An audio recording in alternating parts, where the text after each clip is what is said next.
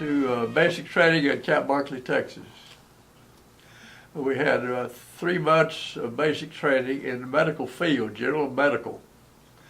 And while I was there, I met some really fine people. One of them I certainly admired was Lou Ayers, who played on the radio, on television. And he was one of my teachers. He was a conscientious objector, and they assigned him to the medical corps, and a waste of talent because he was teaching us, of all things, how to make a bed. School, I was assigned to a veterinary hospital.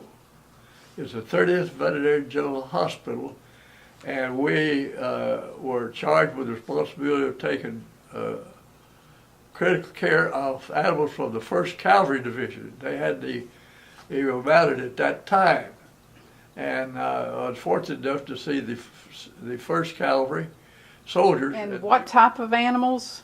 Horses. Horses. They were horses. All the time they were horses.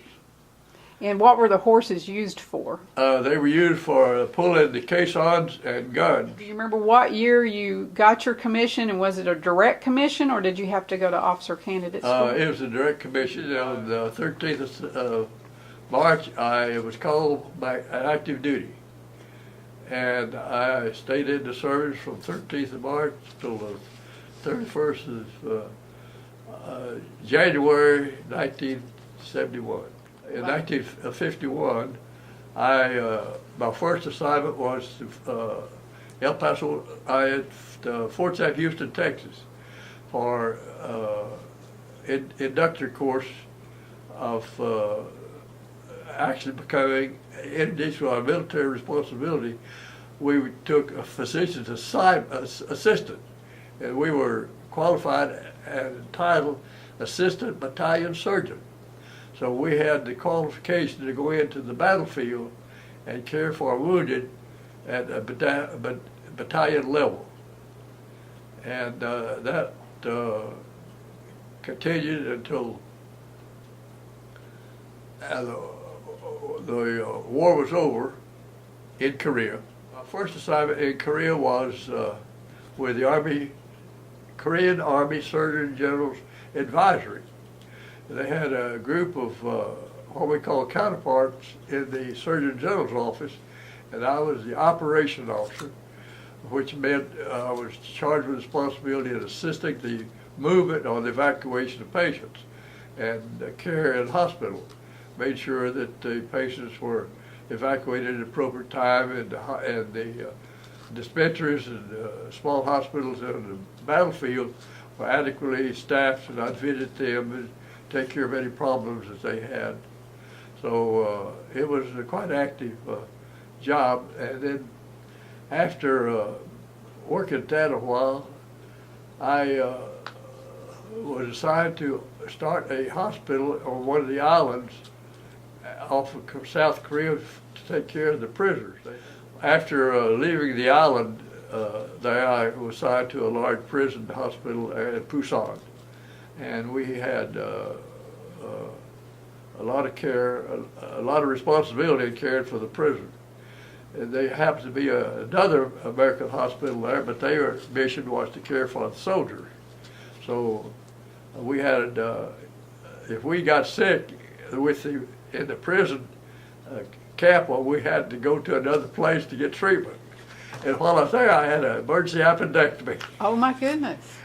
And then I was evacuated to Japan. So I was in Japan and to recover, and upon recovering from Japan, well, I was reassigned to a stateside, which ended up at Pine Bluff Arsenal. I was executive officer of the little hospital at Pine Bluff Arsenal. And my job was the sanitary inspection of the dining room at that time. And so I'd have to go up and check the dining room and the latrines and the general sanitary condition of the laboratory. And every time they changed agent, they'd have to give us a new immunization.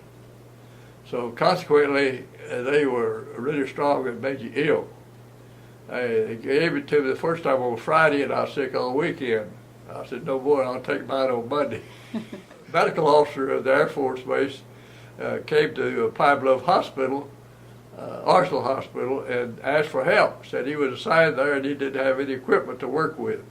So the commander told me to help him out. So I was able to fix him up with all the equipment he needed and supplies. And he worked out real good. And also I made an arrangement for him to have the patients of the air base treated at the Veterans Hospital that was beyond his capability. And we had 2 dentists there that didn't have adequate facilities to work. And so I made arrangement at the VA hospital for them to work at the VA, take care of the VA patients and also the military personnel on the air bed that would come down. It worked out great. The training in Michigan, there I was also the executive officer of a little hospital. Then I was assigned to Würzburg, Germany, for the American 10th Evacuation Hospital. And I stayed there. I was the admission and disposition officer. And among admitting and discharging all patients, I had the responsibility of caring for their valuables. I had the responsibility of handling all deaths and all births. And I guess I named more babies than anybody. If I got a baby come through my and on the desk with some name that was hard to spell and pronounce, well, I'd change it to something simple. My assignment in Vietnam was executive officer of the hospital, a field hospital. And where was that located? It was located at Cu Chi, Vietnam. Yeah, it was quite difficult. And at that time, of course, I witnessed all battlefield casualties. And we had a pilot from that came in and that flew the evacuation hospital, evacuation helicopters, and he got shot and died on the first or second visit. Of your experience between what you had to encounter in Korea and Vietnam, which was the most difficult? Oh, I think the greatest pressure on that was Edgewood Arsenal work, because I felt responsible for every man who was there, because I invited him. That was when you were testing out the research. Yeah, where they would go. A lot of course, they did use for the psychomimetic drugs, but they had other types, clothing, and various things that they would work with, that they participated in. I worked a while as a carpenter.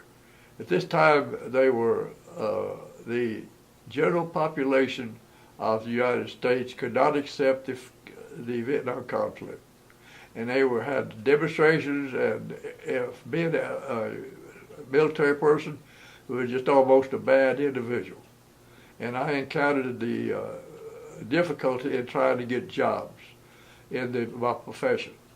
And I went to one in Little Rock and explained to him what happened. It was ready to open.